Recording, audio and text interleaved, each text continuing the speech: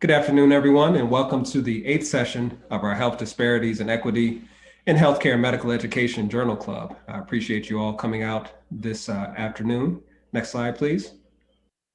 So it is very much my pleasure to introduce to you today as our discussant, one of the members of our class of 2021.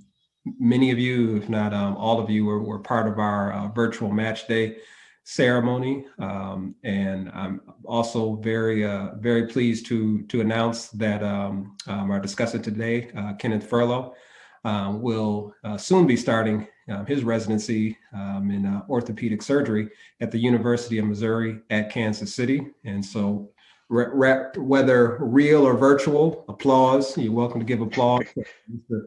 Furlow for matching.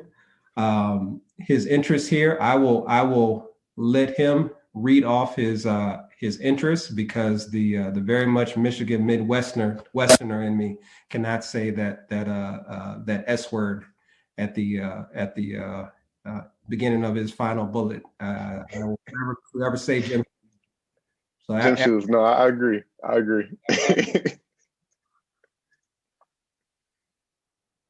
Please, the floor is yours, Kenneth. All right, thank you.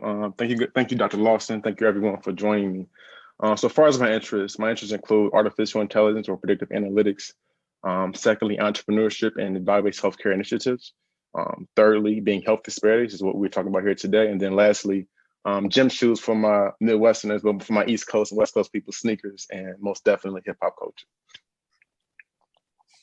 And so the article that I'll be discussing here today is by the Journal of Bone and Joint Surgery, and specifically the persistent racial disparities in utilization rates and perioperative metrics and total joint arthroplasty in the United States, and specifically looking at a comprehensive analysis of trends from 2006 to 2015. So for our first poll question, have specialty-specific racial and ethnic health disparities been a part of your education and training for any sort of faculty and also students here on the call today? And everyone should see the poll pop up on your screen there. If you could answer. And as we're going through as well, if I could please ask everyone to please mute your phone until we open up the floor for live questions or comments. Okay, so it looks like we've had quite a number of respondents here. And I think perhaps this is something that we can get into a bit later within the discussion section, but it's 62% of respondents stated no, that as part of their training or their education, specialty-specific racial and ethnic health disparities were not discussed. Now, as far as the background, when it comes to looking at disparities across educational or health-specific conditions, racial disparities have been reported across many specialties, specifically when it comes to Black and white patients. And there have been pretty significant disparities between Black and white patients with regards to outcomes and also healthcare delivery sort of practices. So with respect to our history, causes are multifactorial in nature, which include one, socioeconomic disparities, specifically redlining. So redlining was a practice that was done predominantly through our federal government, where there are specific practice and redistribution of health equity, health resources, financial resources away from communities of color, which definitely impacted cultural competencies and also politics in our urban communities. And also biases with respect to physician decision-making also had a significant impact on the disparities that we see between Black and white patients in medical decision-making, also medical outcomes. So in a previous study that was published in 2014, they found out that specifically looking at orthopedic healthcare disparities between Black and white patients, Black patients in comparison to whites had lower utilization rates for surgery, specifically with hip and knee replacements. Also looking at perioperative outcomes, operative time, length of stay, discharge disposition, which include either discharge to home or discharge to facility, were much lower when it comes to Black patients. And also looking at complications, Black patients had a much higher risk of suffering from complications and ultimately having higher mortality rates when it comes to orthopedic care services. So with regards to all of the disparities that we've seen when it comes to Black and white patients, there is a national push to really incorporate more practices and also initiatives to sort of alleviate and eradicate and erase the disparities that we see in our current society. Three in particular. One that was sponsored by the Department of Human Health Services, where every 10 years, this thing called the Healthy People 2020, where there were goals and objectives that were basically given out to every healthcare institution to make sure that these goals were met to alleviate any sort of disparities that existed in our healthcare setting. Second, we had the American Academy of Orthopedic Surgery, where they have annual musculoskeletal healthcare disparity symposiums to discuss the disparities and also make sure that orthopedic providers are aware of these disparities and ultimately making sure that they are eradicating them in their clinical setting. And then thirdly, the Movement is Life Caucus, which is a nonprofit organization which holds annual conferences in DC to make sure that to reduce disparities at the patient level, provider level, policy level, and also community level. So the overall purpose of this current study was to look at the data that we saw between 1991 and 2008, and then look at the data from 2006 to 2015 to see if, with respect to disparities and also the initiatives that were developed, did these things actually work?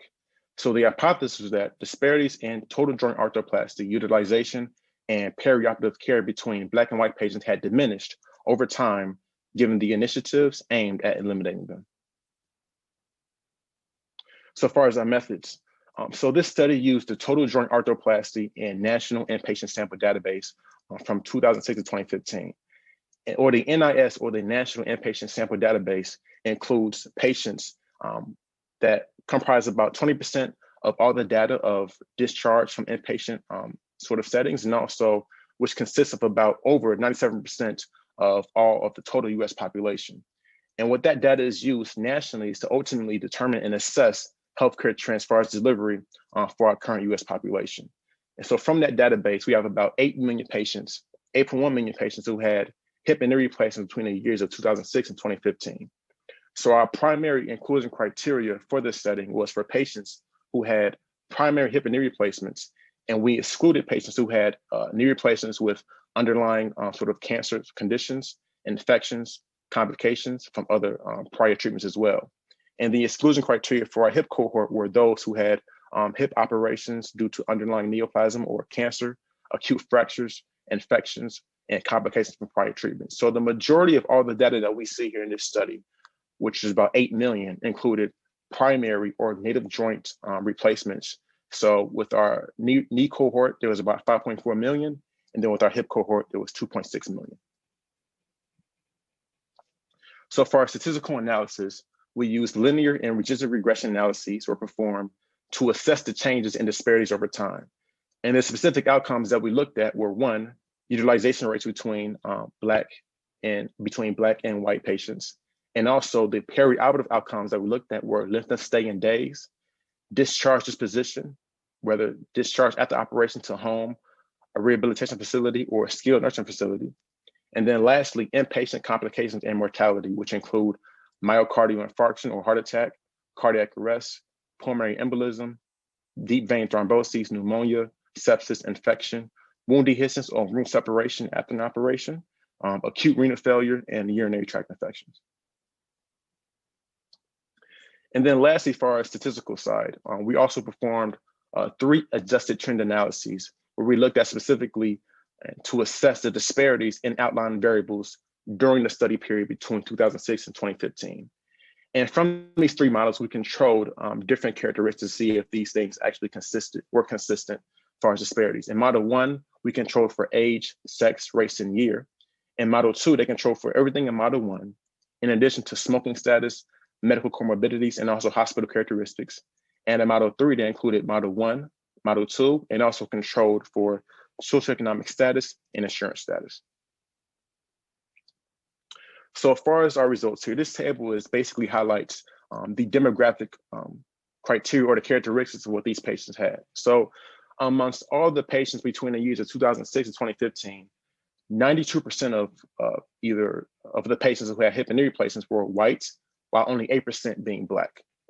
And I think another interesting finding from our demographic data is that majority of people in our Black cohort were female, they are much younger than our white counterparts.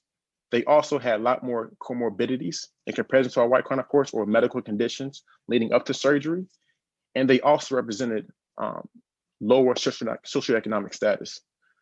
Majority of all our Black patients were additionally as well insured by Medicaid other than Medicare. And a lot of our Black patients were treated in urban facilities. So stepping away from orthopedic sort of situation and looking at just hip and knee replacements, majority of patients who have chronic osteoarthritis may have pretty significant obesity, a lot of other pretty significant health conditions, which may lead to having knee replacement at earlier time. So you can see here with regards to social determinants of health and also other social societal factors that the morbidity and mortality of just chronic osteoarthritis are more prevalent amongst Black patients. So our first outcome that we're looking at the crude results in utilization between total knee replacements or arthroplasty and also total hip replacements. So in the graph to our left, we see that white patients are characterized in blue, and Black patients are characterized in red. And we see here that the disparities as far as the persistence in getting knee replacements continued between the 2006 and 2015 period in comparison to the period that was studied in 1991 and 2008. The interesting fact about this is that while these disparities continue to persist, they did not worsen. But what did worsen in total hip replacement was that between white patients and Black patients, the disparities as far as worsening actually worsened for Black patients. And so even though knee replacements as far as utilization rates have somewhat improved or they are now being level, that gap is still there. But with hip replacement specifically, that gap is now widening between 2006 and 2015. So far as our perioperative outcomes that this study assessed, most metrics were worse for Black patients than white patients. Specifically for total knee arthroplasty, the length of stay at the operation were increased, which was statistically significant, and also the rate of complications increased for Black patients. And with regards to these specific perioperative outcomes, which are either post-op, intraoperative, or post-operative, the evidence of these outcomes were worsening with complications were statistically significant, okay? Now looking at the total hip arthroplasty, or THA, not only in knee replacements did the length of stay increase, but also in hip replacements, in addition to the rate of complications. But what was an interesting finding was that there was no evidence of worsening. So even though the disparities continue to exist, they are not worsening between the years of 2006 and 2015. Another important metric that we found out as far as outcomes were there was increase in rates of discharge to the facility and total knee replacements and also total hip replacements. And this is really important because a lot of times when you have a primary hip and knee replacement, you can immediately be discharged back to home. And studies have proven that if you are able to be discharged to home, you have pretty significant better outcomes rather than being discharged to a skilled nursing facility or discharged to an inpatient setting for immediately observation. And so it's really important for after knee replacement or hip replacements to be discharged to home to ultimately protect that patient's comfort and overall outcomes post-operatively. And lastly, but definitely not least, there was an increase in inpatient mortality, but was rare due to the fact that both Black and white patients were downtrending for both cohorts. Okay, so the most important finding was that the utilization rates between Black and white patients persisted. And then most importantly, the outcomes as far as length of stay and rate of complications increased for Black patients with hip and knee replacements. Now here, we look at the different models. So in the previous slide, we talked about how despite the differences for our sex, race, smoking status, medical comorbidities or medical conditions and hospital characteristics, that even when controlling for these differences, the disparities between Black and white patients continue to persist when it comes to complications, discharge to facility, length of stay, and mortality, right? So it goes to show you that this data is mainly saying that, okay, did these changes happen due to chance alone? And so by controlling for these different factors, let us know that these disparities continue to exist, irregardless of controlling for socioeconomic status, insurance status, comorbidities, medical complications, and also hospital characteristics. So as far as our discussion, in the study that was done previously between the years of 1991 and 2008, they found that a lot of these complications were worsening, okay? And so in comparison to our study that we're looking at today, between 1991 and 2008, and now between 2006 and 2015, the impact of these national efforts, we still need to see them. And so we still continue to have disparities within length of stay, complications, and utilization rates. And so ultimately, if these national standards, these national initiatives are not really improving the way we want it to be, what next steps must we take to ultimately eliminate these disparities from occurring continually? So far as our second poll question, who should the primary responsibility of these disparities be placed upon? A, provider, B, hospital systems, C, payment models, or D, government? Okay, we'll wait just a little while longer. We have people that have participants. Looks like the majority have responded. A couple more are responding. Okay. Okay. So for those that may not be able to see this, for those that may be calling in and don't have a video up, hospital systems of the four choices was the #1 response in terms of the primary responsibility of these disparities, meaning addressing and mitigating and working towards eliminate health disparities. Hospital systems was #1 at 38%, next government at 25%, and then both provider and payment models at 19%.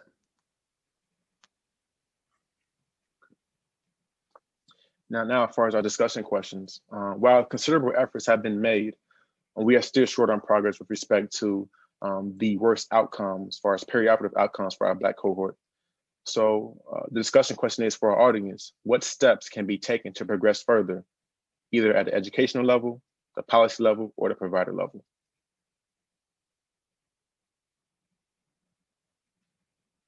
And please feel free to unmute yourself and respond live. Hi, this is Stuart Kicken. I'm just going to say something that's anecdotal. It's not as scientific as the study. I work at Mount Sinai Hospital. Mount Sinai has a great orthopedic department. Unfortunately, the focus is heavily toward gunshot wound-related trauma. About 1 mile away, Rush has a state-of-the-art orthopedic hospital within a hospital that I'm sure any of us would want to go to if we needed surgery. So depending on which hospital you walk into as a patient, be it for primary care or specialty care, your options are going to be very, very different. And I don't think the doctors, the hospital, or even the payment method can ever equalize these opportunities. The second anecdote pertains to discharging patients. So when keeping patients with chronic disabilities, chronic illnesses, or those who need acute care after surgery in the community, in their homes, takes it takes a village, and the leader of the village is the social worker. Once again, just as the availability of orthopedic surgeons to do hip replacements is limited in hospitals that serve the underserved, so too are social workers. I could tell you that at my clinic, which I have an internal medicine clinic at Schwab Rehabilitation Hospital, I have a lot of very disabled patients with traumatic brain injury, patients with cerebral palsy, who are kept in the community, in their homes, only through the social worker. The social worker is a lot more important to them than I am. And for the past few months in my clinic, we've had no social worker. The social worker moved to Northwestern, and I've been in communication with her. And she says that what we can offer, pales in comparison to what Northwestern can offer in terms of care in the home. So these are just two anecdotes I think we really need systematic change in the healthcare system beyond the primary care provider, between the hospital, and even beyond the payment method. I think we need federal mandates on this and other issues. I agree with Dr. Kicken. Hi, this is Leah. I think you're doing a great job, Kenneth. And this is a really great paper as well. But I think this is a multifaceted issue. And if you look at even like social determinants of health, right? So patients who are the underserved patients, look at their built environment, look at their financial status, look at, just their entire environment, what's going on. It's not only at the hospital level, like what Dr. Kicken was saying. So, I personally voted that I think the government does need to be a little bit more involved in this, because if you leave it up to the states or if you leave it up to the hospitals, and then people are going to be able to slip through the cracks. And so it's a complex issue, and it's unfortunate to see that some of these disparities, that these disparities are still here, and some of them are even and continue to widen. But it's a complex problem, and I think that we definitely need a little bit more federal assistance.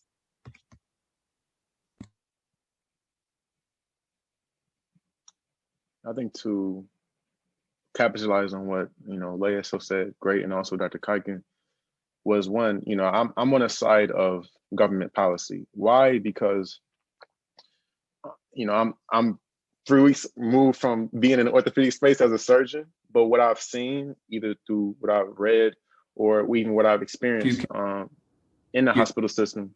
Your connection froze for just a moment, or Can you hear me? Yep, we got you. Okay. Yes, I'm on the side of government. Why? Because orthopedic surgeons are paid based off the number of surgeries that they do, right?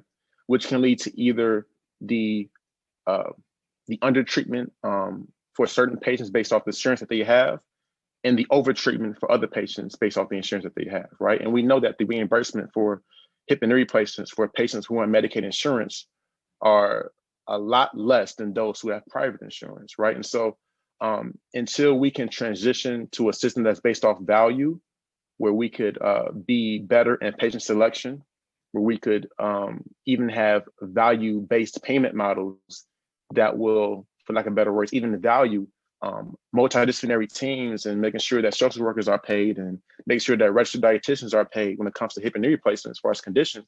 I think we can move in that right direction. But until we do so, we're going to continue to see these disparities, because I believe that when it comes to, unfortunately, healthcare delivery patterns for healthcare and hospital sort of situations, they're going to move as far as what makes the best dollar. And under a fee-for-service system, we get dollars based off the number of services that we deliver, regardless of what the value that those services are. So, that's my little, 2 cents as a fourth year med, but we definitely have some ways to go.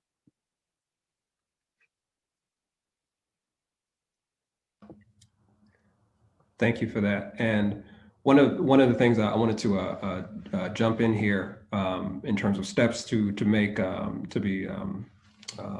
to take our progress further, as Kenneth noted at the beginning of his presentation about the article, is that this article, one of the reasons that the researchers went down this chosen path is in response to prior efforts to reduce these disparities that Kenneth is speaking about, and to measure whether these disparities have actually been reduced or not.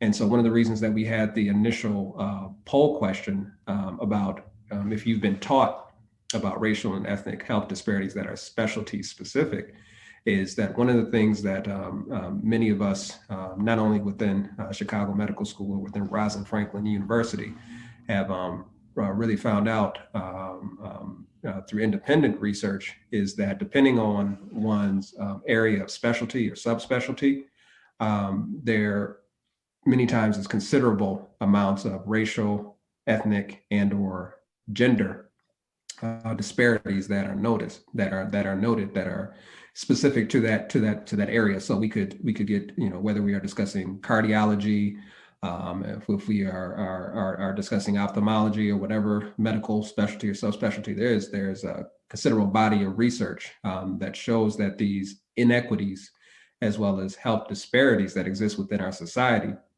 are played out at that specialty level as well. And one of the things that I found within the last several months is that whether people are physicians, physician assistants, nurse practitioners, and other clinicians, is that although they may have expertise in a particular area, they are not aware of how healthcare inequities, and they're not aware of how health disparities exist within their subspecialty. And I think you cannot seek to change any situation or to change or correct any problem if you're not aware that the problem exists.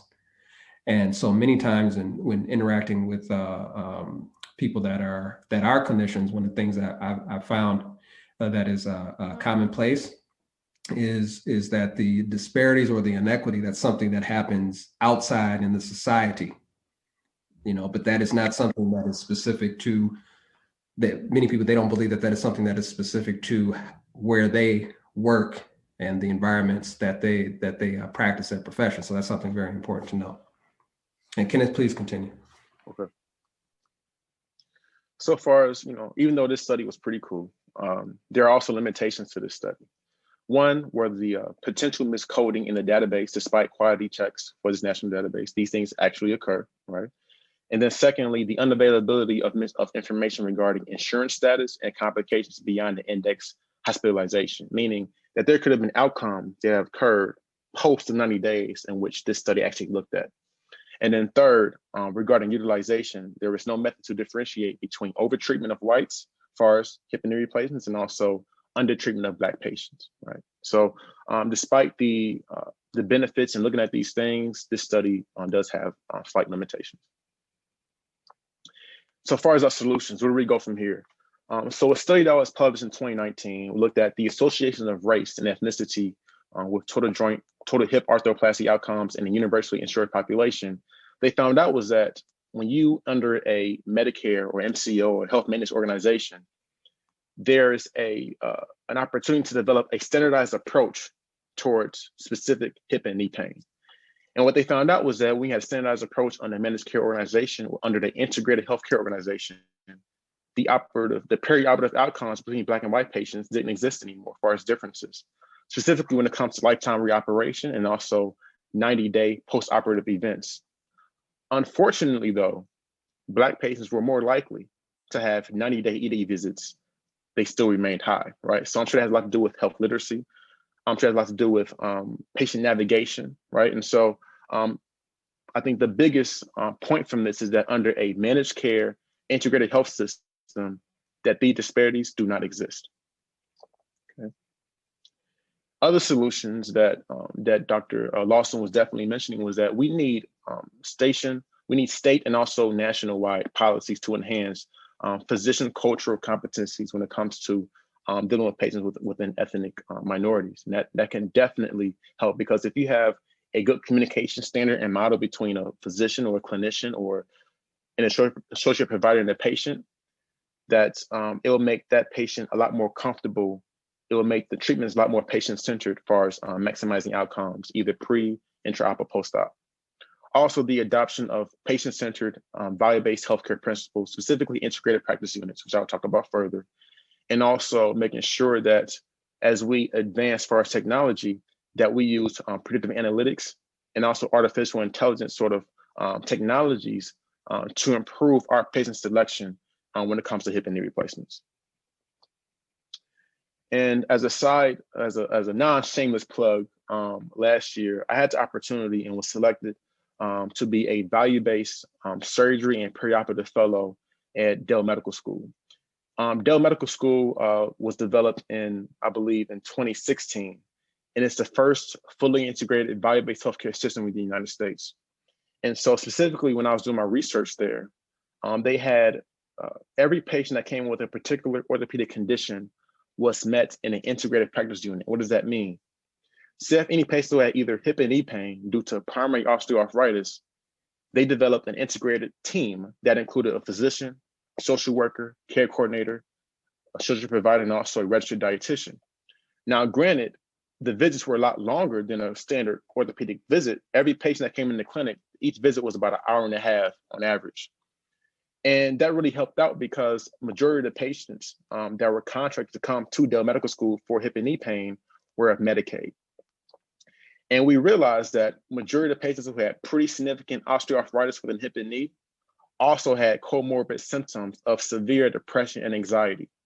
And that when we treated those patients with the depression and anxiety, their need for hip and knee replacements went down by 30%, right? So we know that a lot of times when it comes to hip and knee pain, a lot of times you may not even need to see an orthopedic surgeon. And we know that orthopedic surgeons are, they are very expensive to use when it comes to the healthcare setting in general. So by properly distributing the resources and the appropriate service for that particular patient, and just dealing with the dietary component of osteoarthritis, dealing with the psychological component of osteoarthritis, that the need for surgery actually goes down.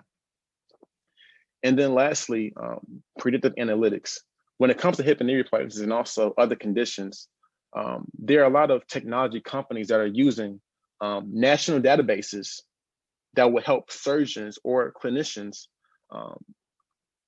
choose what patients to have and give them specific sort of treatment algorithms.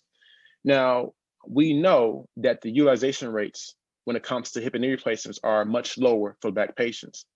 And unfortunately, a lot of these algorithms that are being used to determine which patients to get hip and knee replacements are proprietary, right? And we know that from this study that only 8% of Black patients, only 8% of patients who have hip and knee replacements between the past 15 years have been Black, right? So it's even though these technologies are improving, it's very unfortunate that with respect to the numbers and utilization rates, that these technologies are being used to predict outcomes for Black patients. And that's actually happening. So we need definitely policies to protect, to make sure that patients who are using or under predictive analytics technology companies, that these outcomes that are predicted are appropriate for their overall demographic, right? So we cannot use AI, artificial intelligence, to predict outcomes for a Black patient when the logarithm in which this technology is based off of, where there was only 3 to 5% of patients who looked like this patient was computed in a logarithm. I hope that makes sense. And so as we continue to advance as far as technologies, we have to make sure that equity is always at the table as we continue to move forward. And that is it.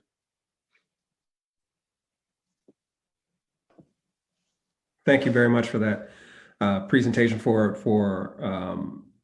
enlightening all of us this afternoon by serving as the discussant on this research article, on this research excuse me, that was presented within this paper. Not only did you do a great job in navigating us through this, but also I'll point out the one of the reasons that we use this to today. Not only is this something that aligns with the Journal Club and the purposes of the Journal Club, but as noted earlier, Kenneth is on his way, well on his way to be an orthopedic surgeon. And so this is something that is going to be not only currently near and dear to his heart and his purpose, but this is going to be his profession as well. And this is one of these individuals that's going to be well positioned to be a change agent for health equity and to work to mitigate and then eliminate health disparities. One of the reasons that this article really caught my attention early on is the size of the data set. And so, and I believe it was 8.4 million, somewhere around there, 8.4 and change. 8.4 million originally, and then it was 8.2 million after the exclusion criteria were taken out. Yes, so this is a huge data set. And unfortunately, what this research revealed was that these disparities, as racial disparities in terms of the type of treatment that patients are receiving, is not only considerable and significant, but it is ongoing as well. And so other studies that may use similar methodologies, similar methods, and may come to similar conclusions, have similar results. Oftentimes it is easy for someone to question or dismiss the results. And they say, oh, well, this is only a few thousand people, or this is somehow in isolation. This is, I can ignore this, or just think, this isn't representative of the entire United States. It isn't representative of the huge landscape that is healthcare within the United States. But the size of the those that met the inclusion criteria, and considering that this is nationwide, shows that this is not something that is just isolated. It is not something that is just specific to a particular region or a particular health system, that this is something that is ongoing and systemic. And so hence the reason for this to be approached and corrected on all fronts. And with that in mind, I'm going to check the chat for any questions that may have come in, but please feel free to unmute yourselves and to ask any questions or to contribute to the discussion with any comments. I just wanted to ask Kenneth, as a graduating student who's going out into this field and having this knowledge base, I know Dr. Lawson said you were well positioned for us to be a change agent, which is all of our hopes, right? But the reality is you might be going into a system that may be difficult to be that change agent. Exactly. Yeah, I'm sure. Thank you. I'm trying to put it nicely. Oh no, say it like it is. and I just wondered, how do you think you're going to approach that? That's a great question. Honestly, I've thought about it. It's been on my mind constantly. And I think we live in an evidence-based sort of society, right? And I'm going into an institution that is very new to value-based healthcare and its value and the importance of, surgeons may be the most expensive, but expensive does not equate to the most valuable, right? And so with regards to that saying, my duty when I first entered there the last week of June is, okay, yes, I may have a patient that has pretty significant osteoarthritis, right? But if I could prove by, incorporating validated patient-reported outcome measures, making sure that every patient that comes into my orthopedic clinic, right, that they get a GAD to test for their anxiety, make sure that they get a PHQ to test for their depression, and also looking up if they have any sort of, if they live in an area where there's no nutrition, right? So if I can use validated measures to then to look at the whole person in its entirety, I can say, you know what, there have been studies that have proven that if we deal with the anxiety and depression and the food deserts or food apartheid, that post-operative outcomes will improve, right? Especially when it comes to the Medicaid population, right? Because I know one thing when it comes to private orthopedic surgeons, that they want to get the most bang for their buck, right? So if I could show that by delaying treatment, by offering rehab services, physical therapy, registered dietitians, and also social workers to improve outcomes, then hopefully that would be the evidence I need to allow the institution that I'm at that doesn't really see or understand value-based healthcare to say that this is a logical move for us to make, right? And I believe that, one, I got to know what I'm talking about, for one, and two, I have to, with every opportunity that I could incorporate quality improvement projects as a resident. And so I believe that would be the best option for me moving forward. Great, that's wonderful. And just asking the social determinants of health, which not everybody is doing, will be, right, a first step. No, that's wonderful. Thank you so much. Dr. Bridges, I thought that you brought up a good point, though, not only with the social determinants of health, but if you read, I guess, Crystal Foreman, her comment saying, I think more training in implicit bias and cultural humility is helpful.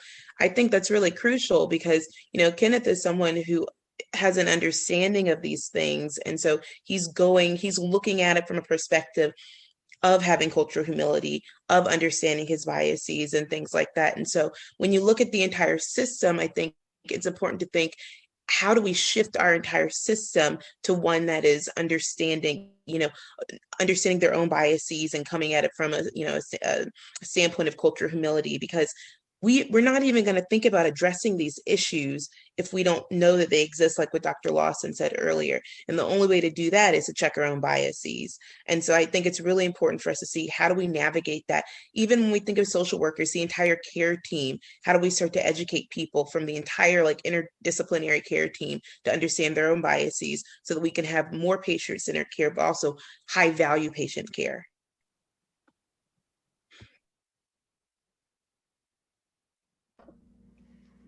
Okay, are there any other comments or questions? I am first of all, thank you. That was a very good presentation, and I think Kenneth mentioned a very important and critical point about taking care of mental health for patients, that improves pre and post surgery outcomes. And I want to mention that we need to keep in mind also that is disparities in mental health care for minorities and for underrepresented patients, because for those patients, they don't receive initial mental health care as much as the majority of other patients. So they are not, so they may have anxiety or depression or other illnesses that need treatment or that need approach, but they do not get treated till it's very late. And by doing that, we affect the whole aspect of their wellness. Maybe if they need surgery, we're affecting that. But keep in mind, when a patient walks into a primary care or a surgery clinic, that a minority patient, that this patient may have a mental health need that is not addressed. And it's not because it's not there, but because there is disparity. And we see that. We see the disparity in addressing mental health issues in patients.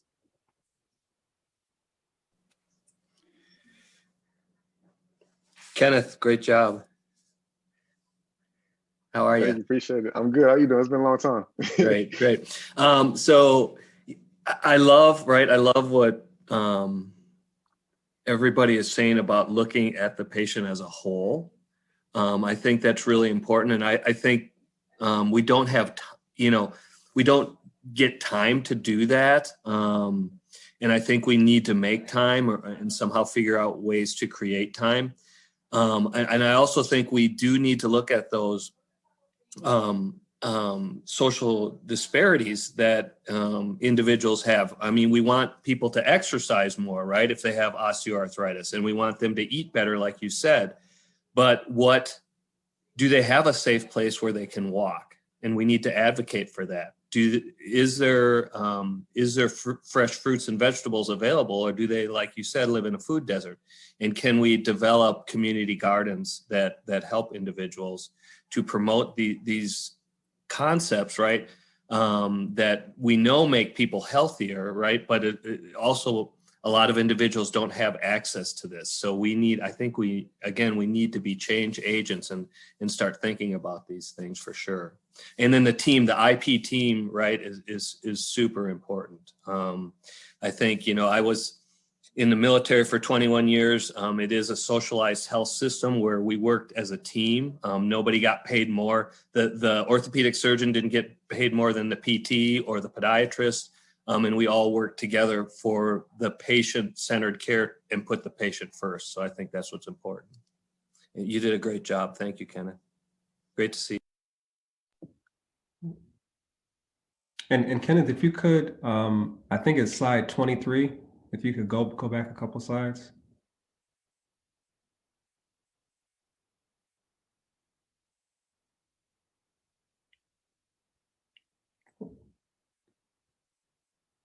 That's it. So I wanted to see if you could, this is such an incredibly important point. And if you could tell us more about it, or there's nothing wrong with, repeating exactly what you said earlier, this point regarding managed care, integrated through integrated health organization.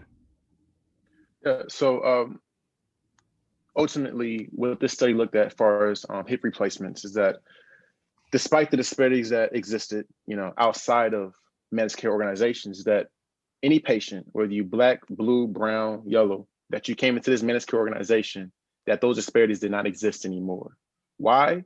Because regardless, irrespective of the ethnic background of that patient, there is a standardized approach towards a particular condition that relates to hip replacements that every patient had, or that treatment ladder, right?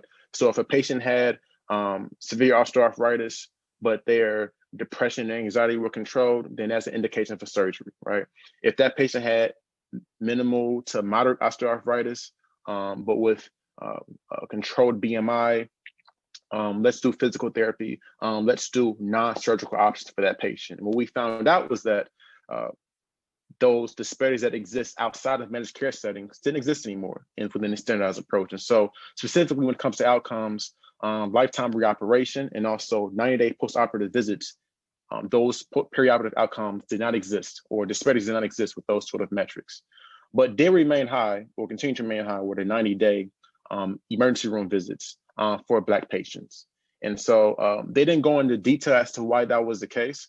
But with regards to what I've been looking at outside of this when it comes to health literacy, differences in health literacy definitely impacted whether a patient will use the emergency room for things that can be done with a regular PCP visit or with a post-operative visit after surgery. I hope that makes sense. And I hope, Dr. Lawson, that was what you were looking for. Yes, yes to both. So yes, it makes sense, and yes, that is what I was looking for. And I think this is it may go to the point that Dr. Bridges made earlier regarding change, and so there's no one singular logic, no one singular way to look at things, but certainly what comes to mind is if we have in some way the mitigation or the elimination of these health disparities within this particular system, in this particular setting, then why isn't this the case, in other systems or in other settings? And that is the change. And so I see Dr. Bridges' video is back on, and a head nod there that this is the greater challenge. And as other Chicago Medical School students have noted as part of this journal club, and others have commented as well as participants, when we see inequities within healthcare and within healthcare systems that produce these differences in the outcomes and type of treatment that Black patients may receive in comparison to white patients. For example, there doesn't have to be a bad guy. There doesn't have to be someone that comes out and says, no, I do not want to give this group of people this type of treatment. It is the practices that are occurring within the system that leads to the persistent inequities, the persistent inequalities. So when you made this point, Kenneth, from what the authors their findings stated, this is very, very promising. And one of the challenges I think for all of us is to not only work as change agents or seek to be change agents, but also to stay optimistic in our desire and our activities, our actions to actually accomplish these changes. I used to have a small little funny story about this particularly. So when I did my Dell value-based fellowship, Dell had a contract with the Medicaid population within Texas, right? And so they are a payment model to support every patient to see a registered dietitian, physical therapist, and social provider, set, which is why every visit was like an hour and a half. It got to the point where, patients who were under private insurance also want this type of treatment. And Dell had to initially say, we don't have a payment model to even support you coming into our clinic. And so I find it very interesting that, you know, regardless of whether you have low socioeconomic status or high socioeconomic status, to be in one clinical setting where I don't have to schedule another appointment to see a physical therapist next week, where I have to see a registered dietitian tomorrow, and just doing it all in one visit makes a huge difference, saves a lot of money, not only within our healthcare system, but also for patients from, you know, not having to take a day off from work or, you know, be involved with childcare sort of navigation when it's all done in one visit. And I think it makes a huge difference. And so that's a little side anecdote that I include. And also another thing that I realized, or I found out during my experience, is that there were a pretty significant number of patients who had prior hip and knee replacements at other institutions that were predominantly private based, that when they came into our clinic saying, my knee and hip is still hurting, unfortunately, when we got the preoperative x-ray, that there was no need for any sort of operation. The problem was, once we assessed their anxiety and depression, they had severe anxiety and depression, right? And so when we go to them and say, yo, you really didn't need a knee replacement. You know, you just needed to see a social worker, just have a sit down conversation with someone who cared to talk about things. And, you know, it goes to show you that not all the times that the most expensive resource is the most valuable. And I believe that, you know, I may get in trouble for this, but orthopedic surgeons need to understand that. And so hopefully we can move in that direction and we could promote some change within that. So. Thank you for that, Kenneth. And we have a comment that has come in through the chat from Crystal Foreman. Thank you for sharing this. And the comment is as follows: unfortunately, universal coverage doesn't always result in elimination of disparities. I currently work in the military health system, and there are racial disparities across multiple specialties. Maternal morbidity is higher for Black women within the military health system, and there are also disparities in breast cancer and scleroderma outcomes, just to name a few. And this is a very important point, and I appreciate you making this this point and for contributing in this way. And the solutions, as Dr. Pullen subsequently commented as well, the solutions are complex. And in terms of addressing these issues, I think it is very important that we do not look at the health disparities, you know, whether they are health disparities that produce differing outcomes by race or ethnicity or by gender, that we not look at this as, oh, well, this is a bigger societal problem, so this is something that we do not have to focus on either as practicing clinicians or those that are involved somehow in medical education or academic medicine. That okay, this is a big society, you know, I don't have to worry about that. I'm just a surgeon. There's no bias within me. I can focus on just doing this job. I'm just a physical therapist, and I can just focus on this. I don't have to worry about these bigger things. It is clear that there are both biases within the society, to say the very least, and biases within the healthcare systems, and so within the practice of medicine, allopathic medicine in this case, and all of the above need to be addressed in order to have the best health outcomes for all patients. And with that, it looks like we are right up against our time here. I want to thank everyone for joining us today and for all of your insights as well. Kenneth, thank you so much for leading us, serving as a discussant for this Journal Club session. As I mentioned before, congrats on matching as well, and good luck to you. I'm looking through the list of participants. I'm looking for other fourth years here that are matched, and Leah, congrats as well. And to anyone who I do not see, congratulations, and I wish you the best. As you make that leap, soon to be leap, as Chicago Medical School graduates, and then on to being residents. thanks again, Kenneth. And as I mentioned, this session is recorded. We're going to be sharing this with many of our colleagues who are unable to attend. And with that, you all have a great rest of your day.